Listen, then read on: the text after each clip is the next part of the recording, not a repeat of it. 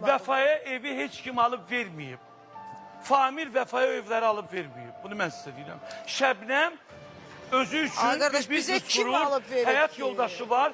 Onlarla Ay bir qardaş. büdcədə ev var. Hamı Ay yazıb ki, qardaş. 10 dənə ev aldırıb ona, nə bilim, ay balam, heç kim ev almıyor. Tolik mənə Əmin olun bax, bundan, elə mən bax deyirəm. bu danışığımız yazılır, gündəm olur. Olsun Bunu da. mən heç danışmıyıq Şəbnəm da. bugün özünə 10 dənə ev ala bilər, 20 dənə də ala Yo, bilər. Ev almaq nə bir şey? mənə heç kim ev ala bilməz. O Bir anlamadın, dənə, bir dənə. Nəyi deyirəm? Şəbnəm ayın 30 gün toylardadır. Ay balam, əcəb eləyir. Orada Kərimsət sual- deyirəm. Gedir kreditlə hamımız alırız. Tolik ev sənə qurban, kreditlə. orada sual verdilər, mən dillənmədim.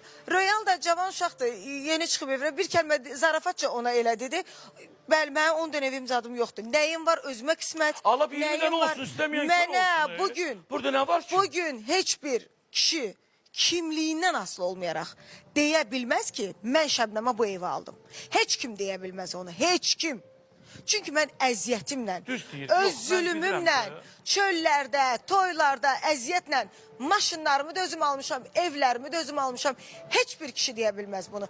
Əgər bir kişi gəlib deyə bilərsə Şəbnəmə bu evi almışam, kişidirsə gəlsin desin.